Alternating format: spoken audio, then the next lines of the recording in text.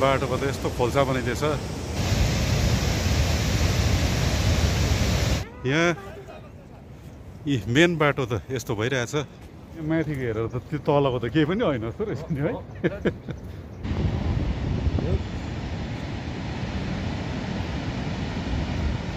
Hello guys, welcome back to my channel. र अहिले चाहिँ हामी हिजो अस्ति राति पानी परेकोले चाहिँ कहाँ के बिगारेको छ त्यो हेर्न जाँदैछौँ र भिडियो अन्तसम्म हेर्नु होला। 2-3 मिनटको पानीले यस्तो खोला पनि बढेको छ।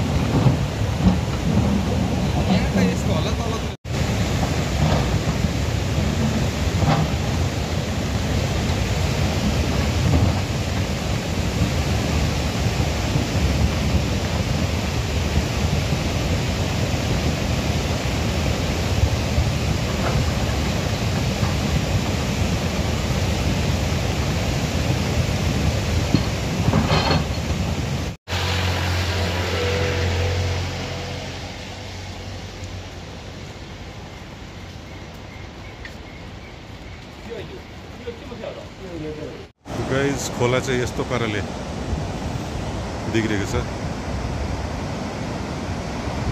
सानो थियो पहिला, अहिले चाहिँ हिजो र अस्तिको पानीको 3-4 दिनको पानीले चाहिँ यस्तो भइरहेछ। आउँछ होला नि त्यो।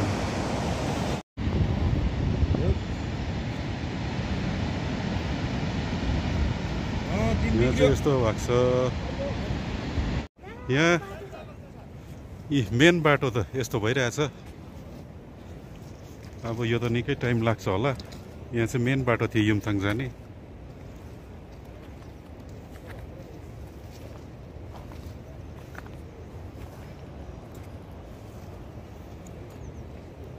यस्तो छ स्थिति।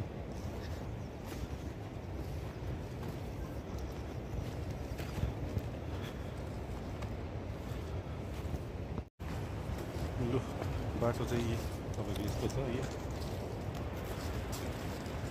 युमथाङ जाने मेन बाटो चाहिँ पुरेर यस्तो भइरहेछ। यो त टाइम लाग्छ, अब निकै टाइम लाग्छ।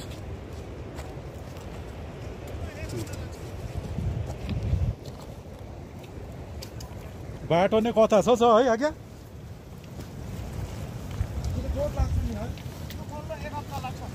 ज्यादा लाग्छ होला, ज्यादा लाग्छ होला।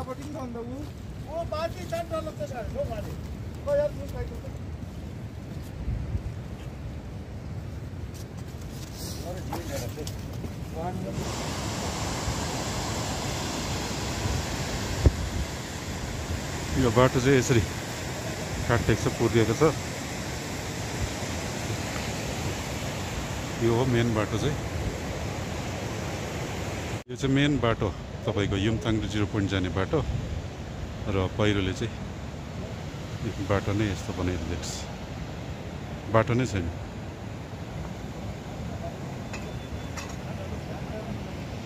त्यो रातिको चाहिँ सुनसानमा योहरू पराएर चाहिँ उयो भएको ल है, तल उयोको क्या अन्त हाम्रो ढुङ्गाहरू झरेको बाटो छैन।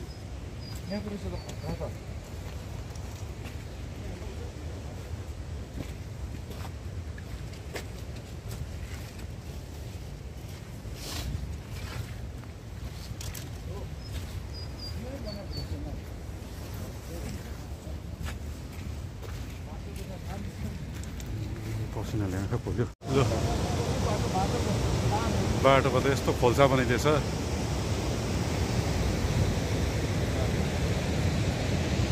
खोला यस्तो बनाइदिएछ बाटै छैन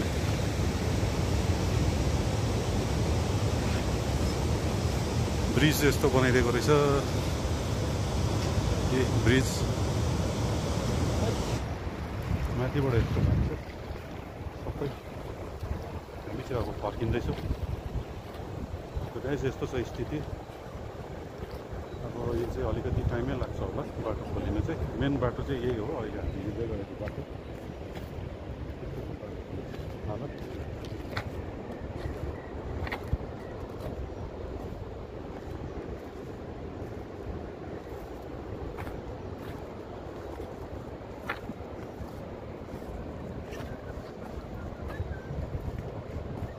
पानी धमिलो आउनु थाल्यो क्या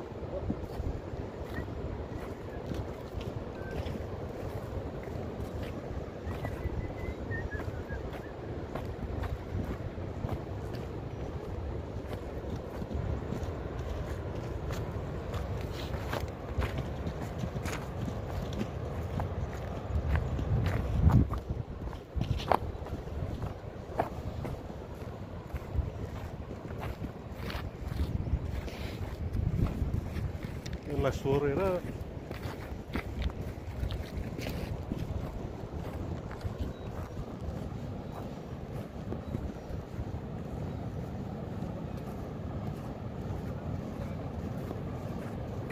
माथि फेरि यस्तो छ पहाड यसको डर हुन्छ मेन चाहिँ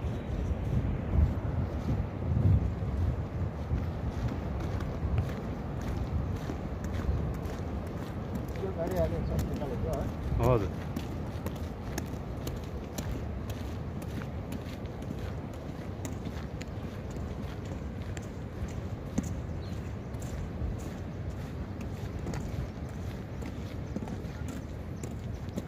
यो माथिको हेरेर त त्यो तलको त केही पनि होइन जस्तो रहेछ नि है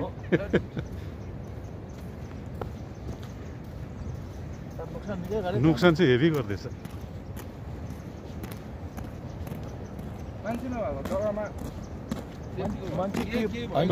मान्छे के भनेको सबभन्दा ठुलो मेन चाहिँ कुरो हजुर होइन हजुर त्यही मान्छेलाई के हुनु भएन अरू त दुःख सुख यो भइहाल्छ मान्छेलाई चाहिँ केही हुनु भएन